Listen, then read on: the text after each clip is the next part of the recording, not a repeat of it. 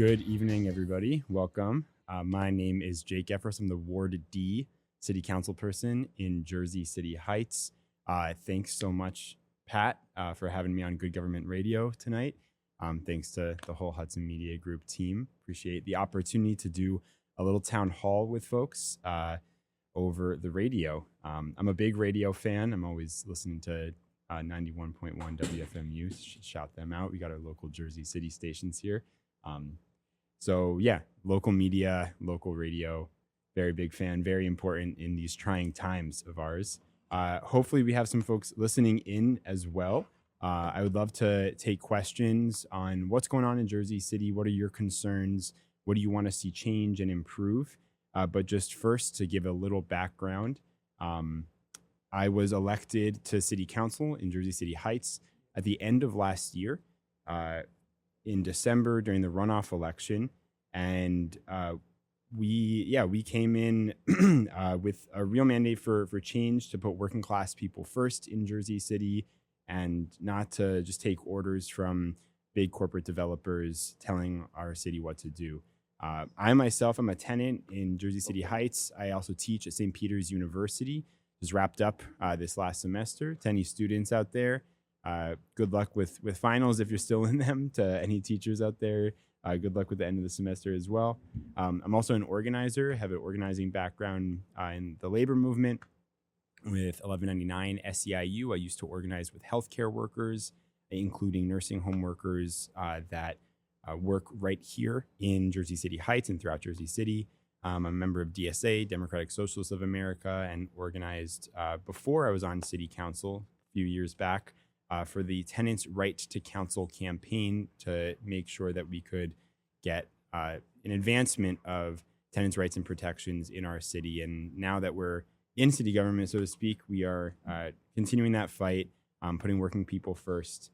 And yeah, I'm happy to just take any callers now, or if no one is calling quite yet, I can go over some of what's been going on so far. But folks, if you want to call in, chat, share some concerns, the number to call is 855-999-0799.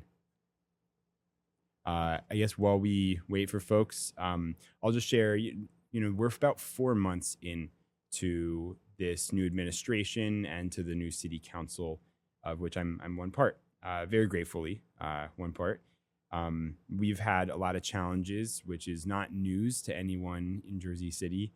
We walked into an incredible, staggering budget deficit, and very grateful that our Mayor Solomon has been extremely transparent about the financial situation we're facing. So anyone who doesn't already know, it's nearly a 30% deficit that we walked into, about $250 million in the red. And that's a huge gap to close. And so steps that the administration has taken, City Council has partnered on. Some of our votes include deficit reduction, essentially, of about $50 million so far. So we're moving toward it, but we still have an enormous gap to close. And right now, we are really waiting on a signal of how much we are going to be given in aid and or loans from the state of New Jersey. And so we feel somewhat confident we'll get a good chunk of money. But even if we get something like $100 million or more, we are still going to have a shortfall, it looks like, to address. So this is a really serious situation. We have a lot of questions in the coming months before we move from our temporary appropriations, which is the temporary city budget, to actually a permanent city budget for the remainder of 2026. Some really serious questions about the kind of trade-offs we face. In addition, we walked in about a week and change later. We had one of the worst snowstorms that has hit New Jersey in a decade. So we were facing really, really high snowfall and also incredible cold, freezing conditions that simply we were not prepared for. And that was so difficult. The frustration of residents in the Heights, throughout Ward D, throughout Jersey City, is real. And our job on City Council, since we do not direct administration, since we don't direct Department of Public Works or anyone in emergency management for that matter, our job was really just to convey information back and forth between the administration and residents. And so we were out there constantly doing just that, walking around in the snow, looking at streets, talking to neighbors. And I was really proud that we engaged our huge volunteer network of 100 to 200 people and got tons of incredible volunteers in the Heights to do snow shoveling for folks who would not otherwise be able to do that kind of shoveling. So seniors, people with disabilities who can't shovel their own sidewalk. We met dozens and dozens of requests and were able to close those requests out and get a lot of people to be able to, walk safely to their cars, get their cars shoveled out too. So huge shout out to the incredible volunteers that we engaged to shovel people out and get people safe during those storms, both in January and in February. Thankfully, February was a little bit of an easier go of it, but we still encountered some challenges there. That's the kind of January, February update. If we have any callers, happy to take them. Happy to keep going over a little bit of what we've done so far. Looks like no one's calling in yet. Again, if you want to chat about concerns in Jersey City, what's been going on, 855-999-0799. 855-999-0799. Would be remiss not to talk about the other kind of major event in February. We had Immigration Customs Enforcement, ICE, really attack the Heights and Hoboken in a way that, they've been present in the community before. But on February 1st, I believe it was a Sunday, ICE arrested and abducted about 10 people between Jersey City Heights and Hoboken. So I was at the light rail stop, the Congress Street, 9th Street light rail stop, and followed some of the agents into the elevator just to question if they had a warrant, what they were up to. And that was just one of the 10 incidents that day. So that was a really, really difficult day. My team, shout out to Ezekiel Tech and Zia Fuhe, organized a emergency community meeting with some community organizations, Estamos Unidos and Sol, to do a bilingual Know Your Rights training that very same evening. So that Sunday evening, we had an absolutely packed office space and nearly 1,000 people on Zoom and streaming our live community meeting where we did this Know Your Rights training. And people had a very, very clear message.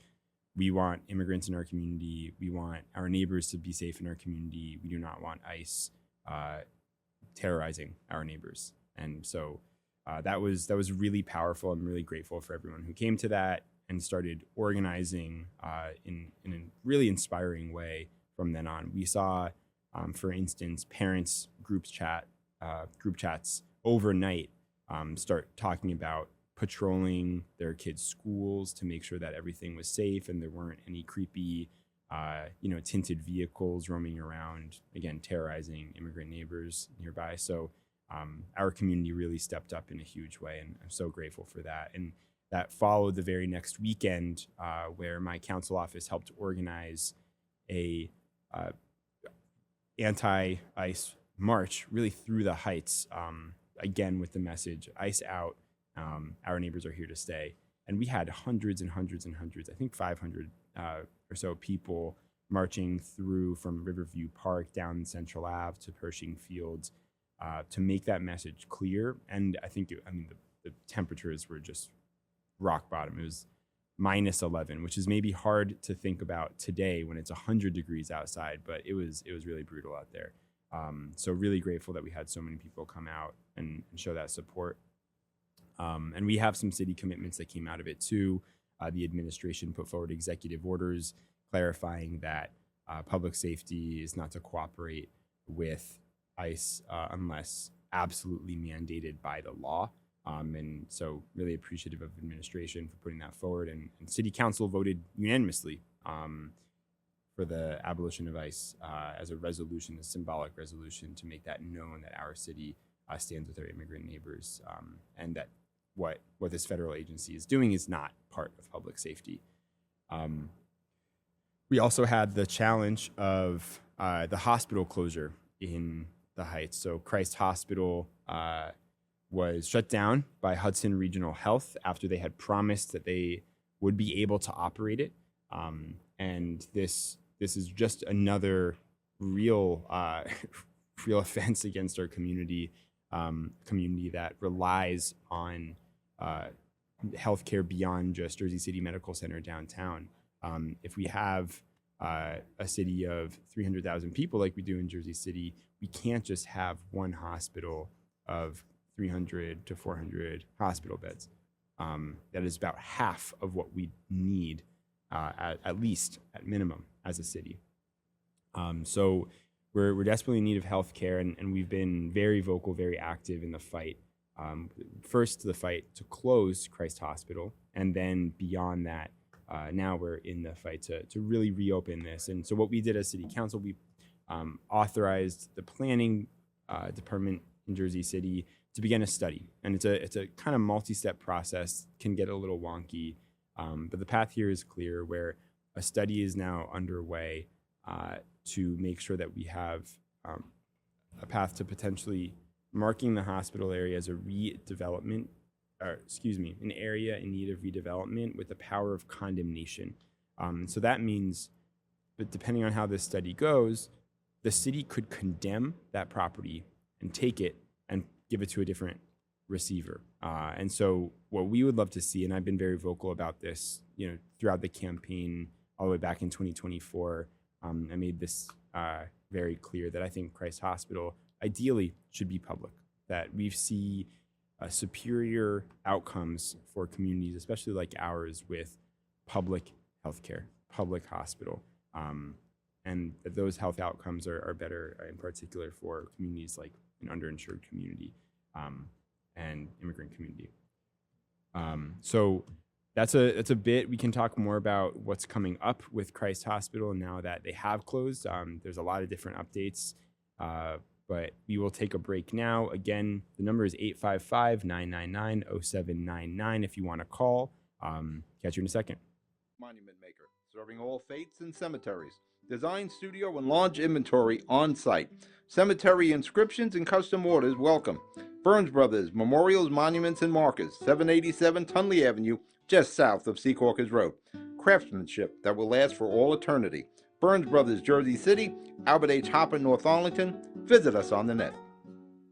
Consumer Carpets, 3408 Kennedy Boulevard in the Jersey City Heights, your one-stop store for residential and commercial floor treatments, carpeting, linoleum, tiles, laminates, hardwood floors, area rugs, remnants, all major brands, all in stock. Free estimates, same-day installation. Consumer Carpets, it's savings, selection, installation. Credit cards and debit cards accepted. Financing available. Consumer Carpets, price to fit your budget, installation to fit your schedule. On the net at consumercarpets.com. Consumer Carpets, Jersey City, 201-792-2712. Your basement or attic packed? You no longer have a garage?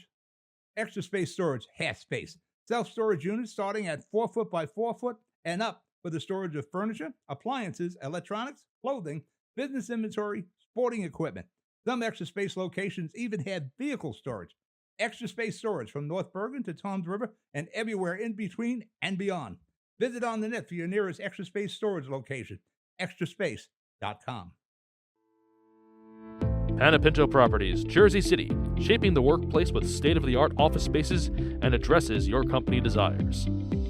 Building residences that define your home environment, adjacent to all modes of transportation with on-site parking available. The right address, the right lease.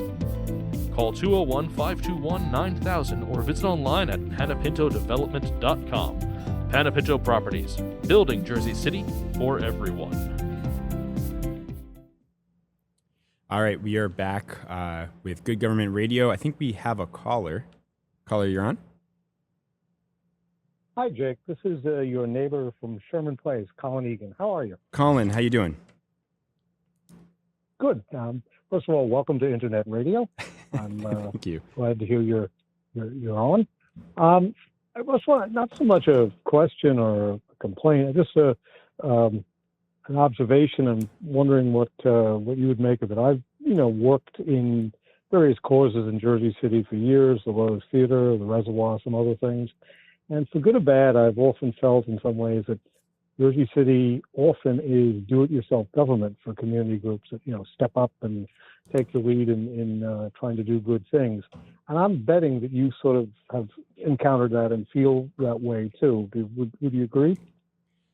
Yes, I think that a lot of the onus of improvements here often does get put on residents, both for better and for worse. I think the city is woefully understaffed, where a lot of the burden of the kind of functioning that we deserve is put back onto residents. And I also think it's really, really important for every neighbor to be stepping up as much as we can to really take ownership in as many ways as we can. But happy to hear more of your thoughts on that if there are any examples on your mind.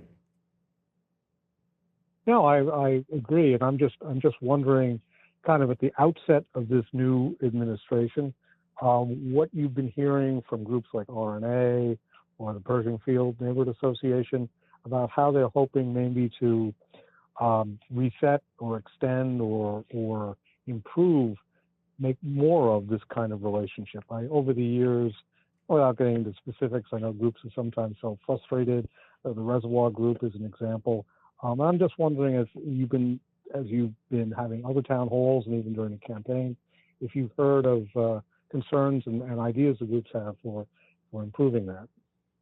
Yeah, no, thank you for this. One thing that we started off with, I think 2 days after got inaugurated, was we held a meeting of representatives of the different Ward D neighborhood associations, because we wanted neighborhood associations to feel like they weren't just, for sure, not just screaming into the void, but that they actually had a partner in city government to be able to organize our community, and that it wasn't all just on them. So we got neighborhood association representatives from across Ward D into our office to talk about these kinds of issues. A lot of what came up was communication, being proactive as city government, and certainly being responsive, but also being proactive and kind of planning a bit longer term, connecting the dots between different city agencies and departments, so that different city agencies and departments are talking to each other and with the community when making decisions, whether it's about what kind of landscaping is coming to Pershing or Riverview Park, or the timeline for the phases of the renovations at Letton Gordon, Mosquito Park. So we wanted to be really intentional, and we still are working really intentionally to build that kind of structure, and folks were really receptive to that. So we're continuing those neighborhood association representative meetings. Our idea is to have those quarterly, and in addition, we got a similar kind of analogous one for the different parks and garden groups. That's excellent. I was hoping to hear something like that, because I know the folks who do all that work very hard, and I was pretty sure you'd be in tune with that. So that was my question. It's, as I said, good to hear you on internet radio, and I'll see you on the block. Take care, Jake. I'll see you then. Thank you so much, Colin. Appreciate you calling in. Bye.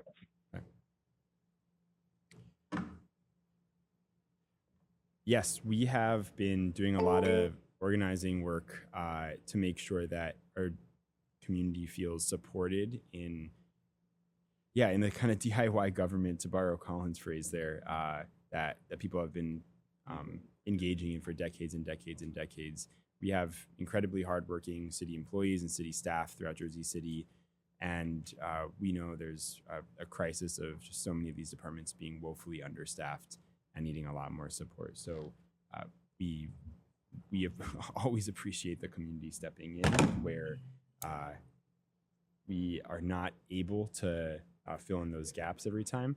And as a council office, we want to, in addition to the neighborhood association representatives meetings that we've been hosting, that we're going to continue doing quarterly, in addition to the Parks, Gardens Friends, Farmers Market group that we got together, same kind of idea there. We've been hosting bi-weekly town halls where the Sunday before every single council session, we get people together in our office at 257 Central Avenue, number 1, also available on Zoom. So it's a hybrid meeting. And we walk through the entire upcoming city council agenda together so that residents have not just a sheet of paper or a PDF in front of them saying what the city can, and talk through the kind of issues that are coming up in the coming week. So this week is a city council meeting week. Last night we had our council caucus. Tomorrow we have our city council meeting. And so this past Sunday, we held exactly this kind of meeting, walked through the council agenda, led by the legislative director on my staff, Ezekiel Tech, and hosted by the chief of staff, Zia Fuhe. And yeah, we were able to meet with some neighbors. It was a gorgeous day out, so it wasn't the most well-attended one of our town halls, but we had people come through and ask some really great questions. So those town halls are both for my benefit to get feedback from neighbors like yourself on the spot, and also so that neighbors can keep track of what's going on.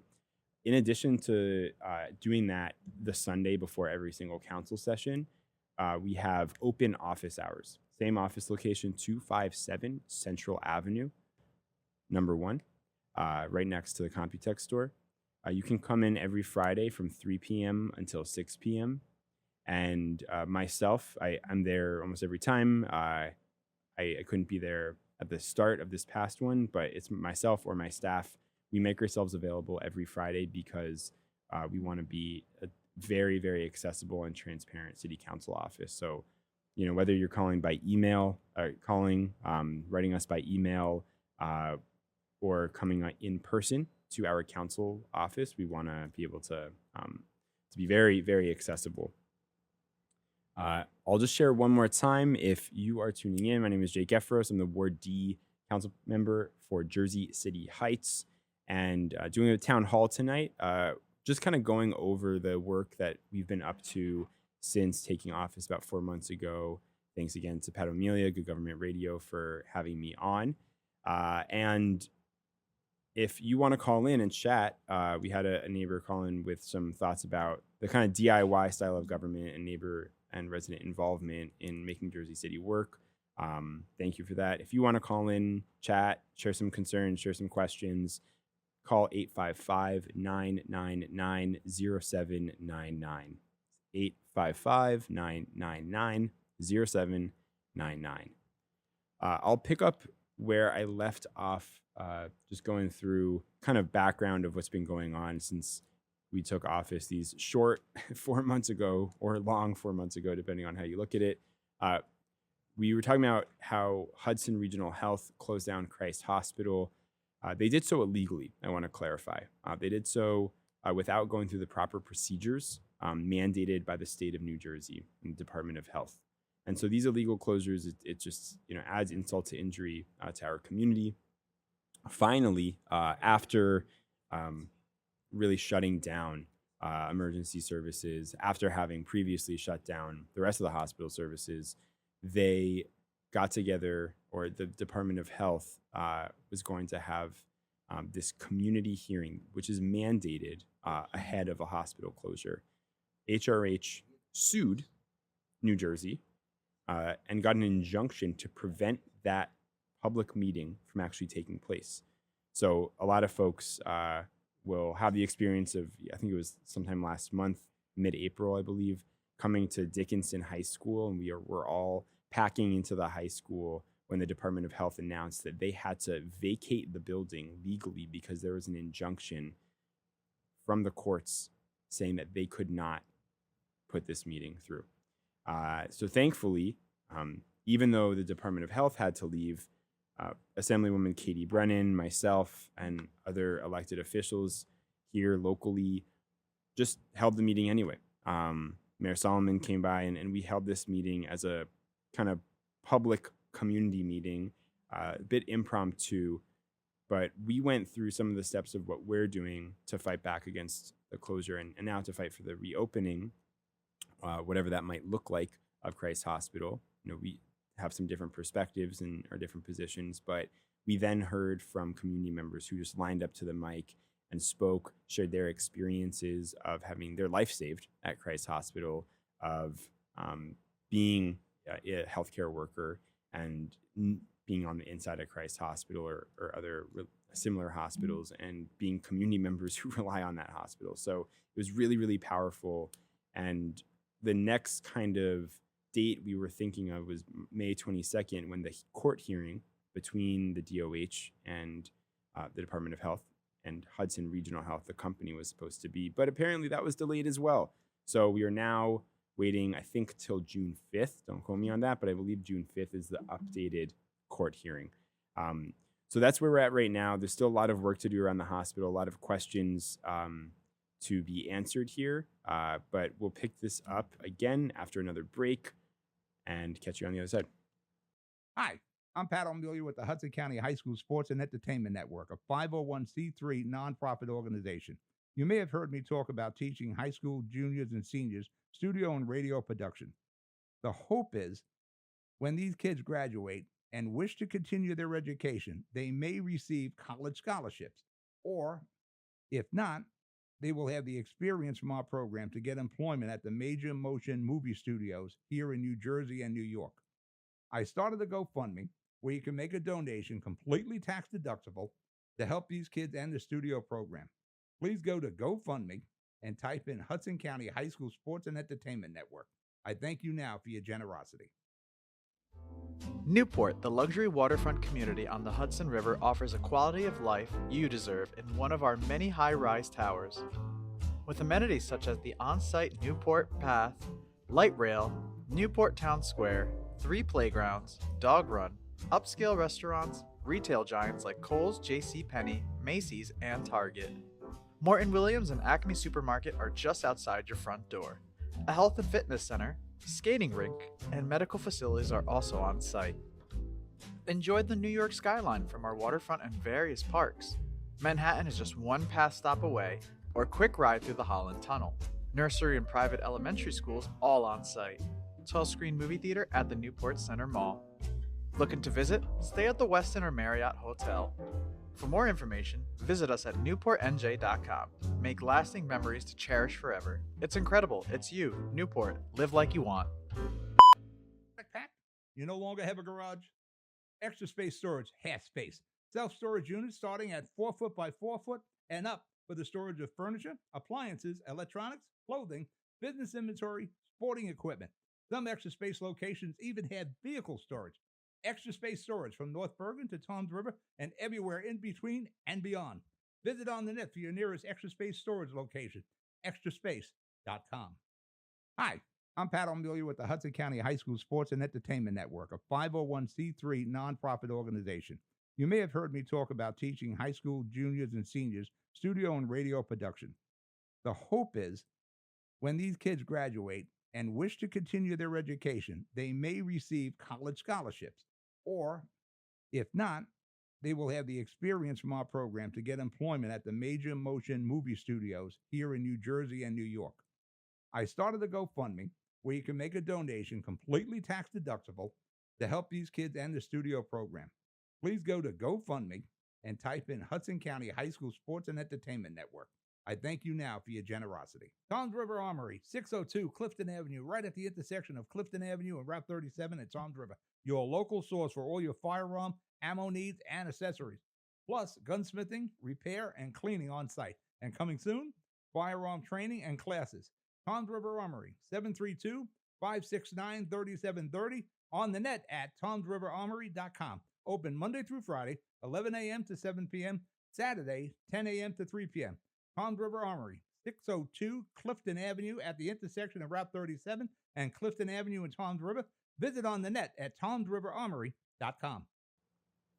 All right, we are back. This is Councilman Jake Ephros from Jersey City's Ward D, Heights Slopes, and part of downtown, here on Good Government Radio with Hudson Media Group. Thanks, Pat O'Melia, for having me on.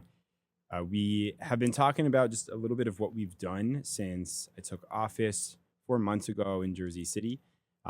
If you want to ask any questions, and I think we lost some audio's back. Cool.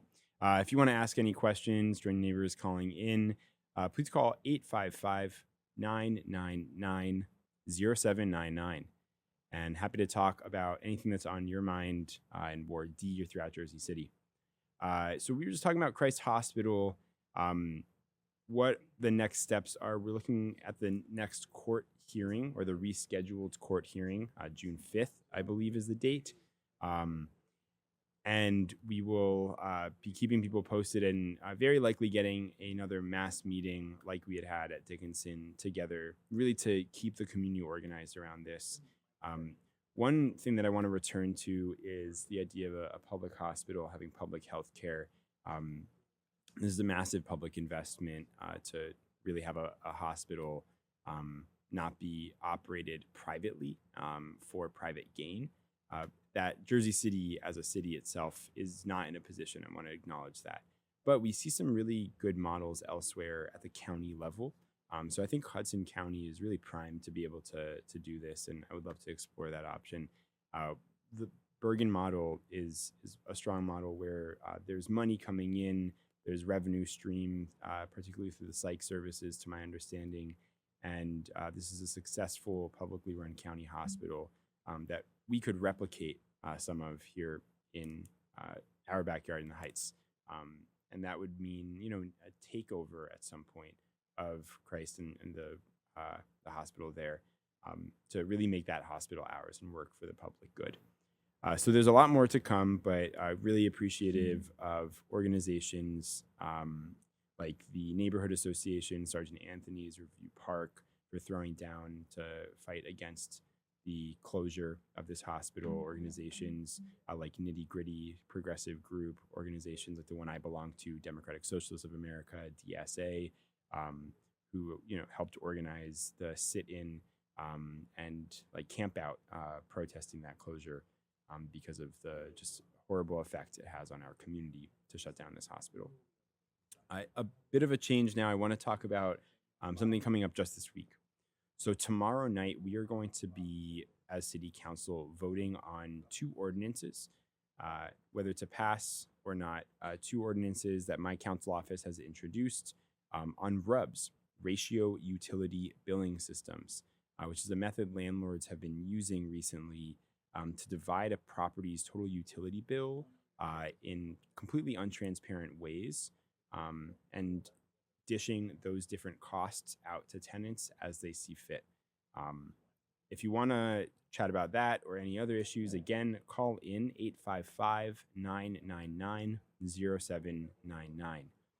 So to describe a little bit more, the ordinances that we're putting forward would have landlords be required to disclose utility charges and how they're calculated before a lease is even signed, so tenants have that protection up front, that they would have to provide itemized monthly statements, and no longer would they be able to pass things like vacant unit costs onto tenants in who are actually occupying units. And then in rent control buildings, this is the kind of second part of the RUBS legislation. This is the second ordinance. It clarifies that these ratio utility billing systems, these RUBS charges, would be treated as rent, so that Code 260, our rent control code, would be able to close a loophole that some landlords have been using to get around rent control. So this is all about transparency and making sure that tenants have that information and are armed with that clarity in what we're actually paying for, because no one should have to pay for housing costs we don't know about. Things are way too expensive right now, and it's time that we hold landlords doing these kind of shady practices accountable and make sure that those practices are totally transparent. Now, other places have banned these practices altogether. It looks like we would be preempted by state law and prevented by state law from actually being able to do that at the local level in Jersey City, but that's a conversation I want to be having with the community as we advance at least this kind of bare minimum transparency that we're rolling out. So appreciative of council colleagues really considering this legislation as we get ready to vote tomorrow. And if you are interested in making sure RUBS passes, definitely call your city council member. Let them know that you're supportive of this. I anticipate a positive outcome tomorrow night. And yeah, appreciative of my council colleagues for considering all that. But if you are curious to talk about anything else, you're in Jersey City, in the Heights, or beyond, call 855-999-0799. I guess as a politician, I can talk for hours and hours, and I love to hear my own voice. So they say, but it is nice to actually talk to people. So feel free to call in to a radio show here, 855-999-0799.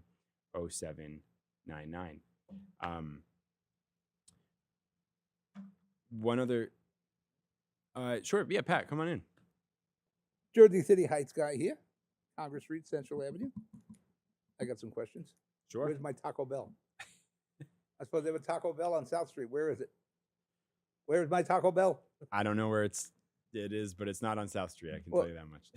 Well, it was the new building on South and Central. That was Okay. supposed to have Taco Bell. That, for whatever, it didn't happen. Okay. Then they were going to bring the Taco Bell where the photo professor was, right on the corner Mm-hmm. of South, where they were digging into the ground.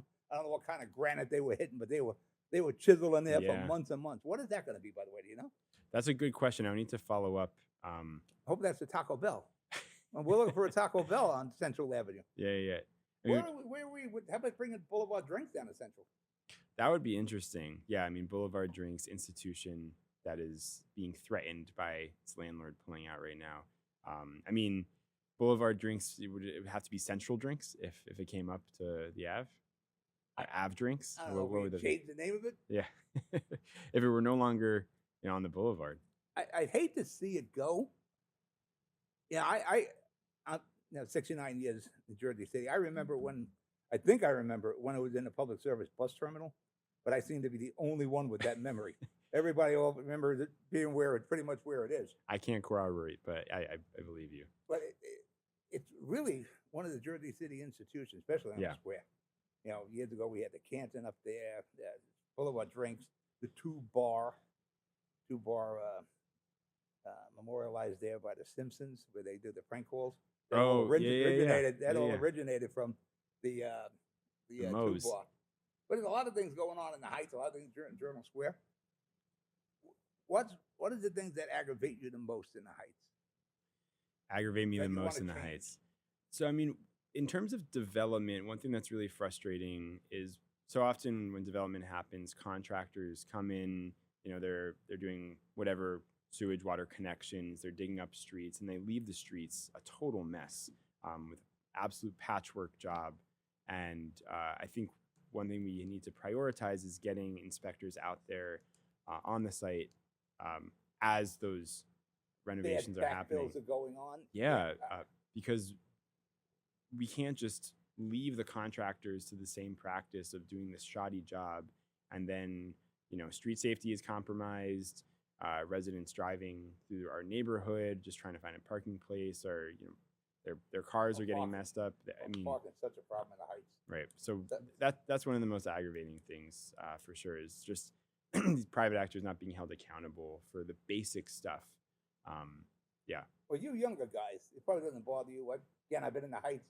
Got married 48 years ago. We moved up to the Heights. I was from Dogpatch, Jersey City. That's where you just had a waste transfer station meeting. Van Kuren. Yeah, that's Dogpatch. That's where I'm from. Where we had the meeting down West Side, or where the they want to site- put it down Yeah. on. Maybe we should talk about Van Kuren. Actually, this is That's. good opportunity. I'm not really against it because there's really no neighborhood to bother. Again, born and raised down there. Years ago, public service was down there. I think the site they're looking at is Well and Oil. Yeah, the nearest I get to residential is probably Broadway. I'm not sure if there are people living in the middle of the Charlotte Circle anymore. A friend of mine's family used to live there at Turcotte's. But on the St. Paul's Avenue side of it, I don't come across residential till I get up by James Street and Dye Street. So you're far enough away not to aggravate anybody. Well, we would have all of these trucks coming down 1 and 9. So this would be hundreds more. Coming down Truck Route 109? I mean, it would be an huge increase in traffic just for this solid waste transfer site. And residents, are a bit removed by that kind of industrial area, but nonetheless are still in the proximity. People on Stag and Liberty are going to be in close proximity. People in the Journal Square community are going to be in close proximity. And these are designated overburdened communities. Well, whose garbage would it be, by the way? Excuse me? Whose garbage would it be? Whose trash? So this is unclear. I mean, where is the trash coming from? Is it Bergen County's trash that's coming in to just be held? at Van Kuren in our city for a little bit of time. So I think like finding out, excuse me, where the trash is actually coming from, why it needs to stop at this site, is one of the things we want to do at the second public meeting we have coming up. So, excuse me, need some water. Maybe what we do, maybe we bring the radio down. We can broadcast right from there at the next meeting. Yeah, when I was a kid, that was all trucking terminals. You talk about truck traffic, there was nothing but truck traffic and trains. You see how trains going across St. Paul's Avenue where Canco Lops? Yeah. That was the American Cancom. There were times you couldn't cross there for an hour.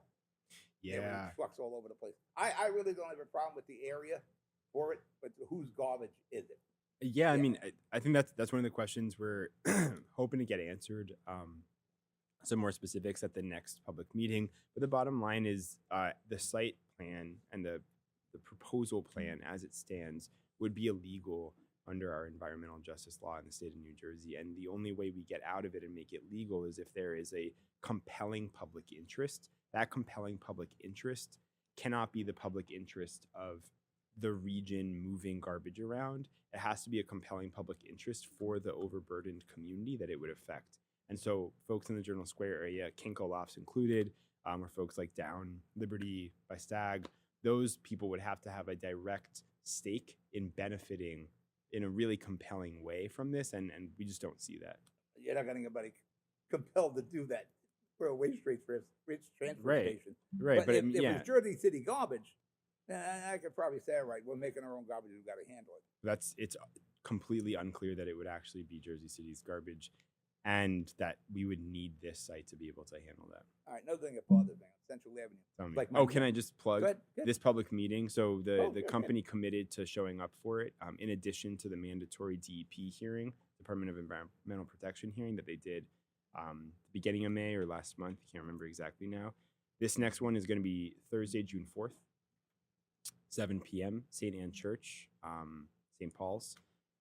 So please come by. I haven't been in that church in a long time. Okay, yeah. All the Polish community. Well, come by. Yeah, we'll do a broadcast from the public If meeting. they're willing, we could bring the radio there and just broadcast Yeah. live from there. My ninja training on Central Avenue between the e-bikes and the little robots. Right. Where are you? Yeah, the e-bikes, that's all changing pretty soon. Where are you with the e-bikes? Can we just ban them? So I'm concerned about the statewide legislation. I think it overly broadly defines e-bikes. So I'm not a big fan of that. I think there are better ways that we can address the e-bikes, including the Traffic Enforcement Division is revived now under this administration, and so making sure that and also we're just talking with a neighbor about this earlier on the phone today. Doing like real public education and a real education campaign for cyclists, from the deliveristas to the people on scooters doing micro mobility. Like we need a public education campaign so everyone is following the same rules. And we also need the infrastructure to be able to provide that option to safely bike around, scoot around. I mean, having those people on those kind of vehicles gets people out of cars, which is great to reduce traffic.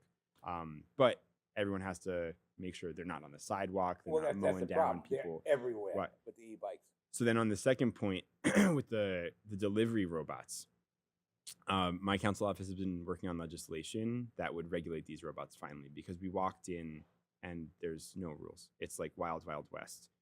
All these different companies just plopping these automated delivery robots on the Ave and throughout downtown. How many are operating? I've seen two different names.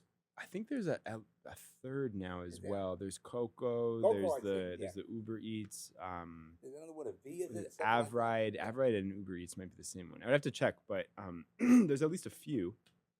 And there's just no regulations. And so we've been writing legislation to actually finally have some regulations. And so we're working with the administration, law department, Department of Infrastructure to make sure that when we pass this, we're actually able to enforce it in a way that makes sense. You guys brought back the motorcycle squad. Yeah, so the mayor brought back the motorcycle unit. I haven't seen them yet. Are they out on the road? They should be out. So, excuse me. What I heard was that we had a bunch of motorcycles a ton of them rusted over Yeah, just over they were time. sitting for like 10, 12 years. Some of them were available to still be repaired. I think like around a dozen. Don't quote me on that. Director Ambrose was letting me know, but some of the motorcycles could be repaired. Need to pay some for new motorcycles, but yeah, some motorcycle cops are. Well, I back out. assume DPW cannibalized the rusted ones and got the 10 or 12. functioning. I would have to ask, but yeah. Well, those are top of the line motorcycles Mhm. back in the day. Guy Mark Ruby, I don't know where Mark Ruby is these days. He was like the head of the motorcycle spot. Good guy. But that's what you need to chase down the e-bike people. And they're lawless. They're on the sidewalk. They're cutting you off. They're going up and down one-way streets. Yeah, I mean, there's a ton of traffic enforcement issues. Also, you're trying to get up Central Avenue. People are double parked. People are parked in loading zones. People are parked on the curbs. You can't see when you're trying to make a turn. So I think Central Ave is an example of where we can get a lot smarter, both about physical infrastructure in addition to traffic enforcement. What about bringing parking authority, parking enforcement back on Central? Yeah, I'm happy to talk to the administration about it. Where you bring more foot traffic on Central. I was against moving it. Yeah. Now I'm against going all the way down. Well, all the way down the other side of the city to get a permit. I mean, something that has been on my to-do list to chat more in depth with the administration about, that the members of the Central Ave Special Improvement District brought up to me. Why don't we have the DPW folks, the sanitation folks, start at 394 Central Ave as a home base for doing their heights sweeping and things and the heights cleaning, instead of coming all the way up from near Bayonne to take care of stuff in the heights. Use that as a home base. We have a huge garage, and I would need to chat with everyone to get a sense of, is this usable? How many trucks can we fit in here? What kind of crew? Where are they coming from within Jersey City? Where do they clock in? But I think we can get those logistics sorted out and have people really start at 394 Central Ave, the Michael Youn Municipal Service Center. What are they doing with the old garage there now? It's just vacant? So in the time that I came in, they've been taking a ton of stuff out of it. So we came into office and the garage was filled with just old furniture and everything. And so they've been moving a lot of that through. That's a big space, too. It's a huge space. Yeah. So anyone who's not aware, the Municipal Services Center, now the Michael Youn Municipal Services Center, named after late Councilman Youn, at 394 Central Ave, right next to the post office. That houses, the satellite office where I have a cubicle and get work done. Cubicle, that's all you got? Yeah. There's a cubicle for Councilman Zupa, a cubicle for myself, the kind of a little open space for some other city staff. I don't have to name names specifically, but we have a little bit of space up there. The senior center, which we're blessed to have in Ward D, the Connor Senior Center is on the second floor there. We also have other services in that building. We have immigrant affairs, we have veterans affairs, and so on. Is there a plan for the old senior center on Patterson? So I've been trying to chase this down because my understanding was end of the last administration, Fulop made this big announcement. Oh, we have our next rec center. It's going to be in Ward D. It's in the Heights, 28 Patterson. It's going to be amazing. Nothing. I've been trying to trace down what the plan was, and the best I got is that it's going to cost millions and millions of dollars, and no one's really. We don't have picking that millions up. and millions right now for that. So just very frustratingly that there's no sense of the follow through there, which I think was a kind of pattern from the last administration. Another thing, you got an old firehouse on South Street. Mm-hmm. I don't know what the city has any plans for that. I don't know if that's utilized or not. I can ask what the plans are, but I'm looking for a place in my high school program for Jersey City kids. Well, I think 28 Patterson would be an amazing spot because it's near Central Ave. It's a bit west of Central Ave. Yeah. It's in the northern part of the district. This is a part of the district that needs more services, that needs more presence from our city, needs a lot more attention and love, just TLC. And this would be fantastic, but we need to probably aggressively get grant funding to make that happen. But I think this is a priority, and it's a priority that I know I share with the mayor, and I know I share with the new rec director and others. So yeah, 28 Patterson is on my list. I have one space there for the high school program that I'm teaching. Okay. Bergen and Hudson County Community College kids. Yeah. If we could open something in Jersey City, got to be by a bus so the kids can make it there Sure. after school. Sure. How about that on the slope? Got any plans of people on the slope?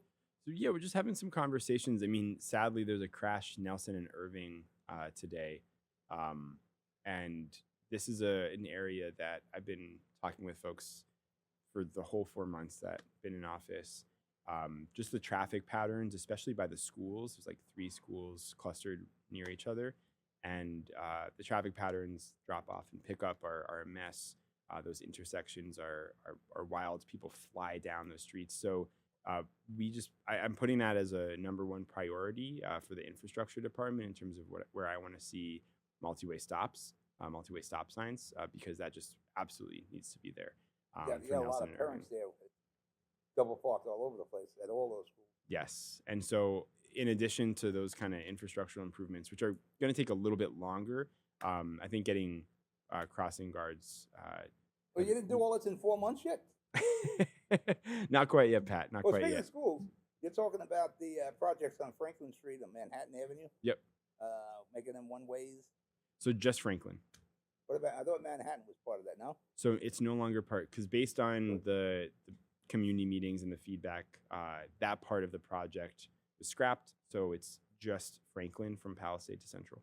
What is the reason for that? Street- Again, Yeah. been up here a long time, but Yeah. up and down Franklin Street. Yeah. What is the reason for that? So street safety. So Okay. Franklin was identified as a target for these kinds of improvements to move from a 2-way to a 1-way with a protected bike lane and a lot of other improvements like curb extensions, clearer and larger crosswalks and things, because butting it on each end are intersections, Central and Franklin, Palisade and Franklin.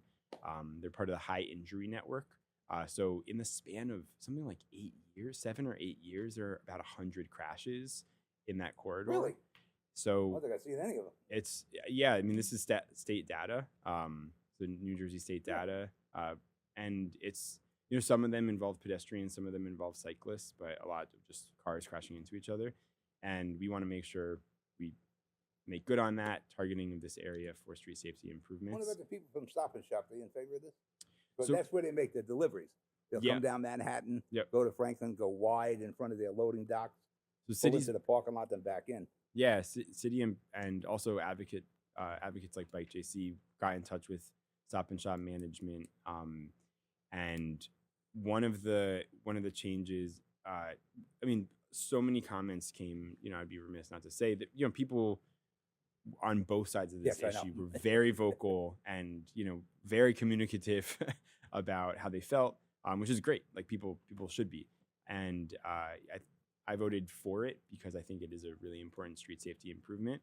And we took a lot of the feedback that people were giving. One of those kind of buckets of feedback was around public safety concerns, but also concerns with the tractor trailers that are backing up into Stop and Shop. And so there's going to be, I think, a few spots. The proposal would be a few spots between Central and the Stop and Shop driveway, parking spots that would be taken away to make some more room, because Right. even just as they are now, the tractor trailers have a hard time backing in sometimes. And so we want to make that clear, but also so that emergency vehicles could go in directly to Cambridge Get down from, there, okay. So you from probably Central okay, if need I see be. what you're talking about with Cambridge. Yeah. Because you don't want to give Stop and Shop a reason to close that Stop and Shop. No, definitely not. So I know they've been reached out to, and I want to reach out to them myself and to the other businesses on the Ave to talk about the implementation side of this. So it's Central Avenue. I tell you, it's a tough drive, man. It's a tough drive with the e-bikes, the little robots attack somebody. Yes. I don't believe that. I'm not sure that happened. I want to see some footage. But you see the eyes on them little robots. They could be evil. But yeah, we have footage of that. Does the city have anything? Is there footage of that? I don't know. I mean, if it was Was it an uprising like a Terminator situation? No, The Skynet? I don't think we're there yet, thankfully, but we want to kind of nip it in the bud, right, Pat? So my sense was it just like kind of blew through and knocked him over without really identifying that someone was coming by. That's what I heard happened, but I heard they had a wasn't ton of there. sensors on those things. But I seen an interview with the guy. He said he broke his shoulder, and No, it's something else. terrible. Yeah, I think he's suing. But he looked okay when he was doing the interview. I'm saying, how bad could the accident have been?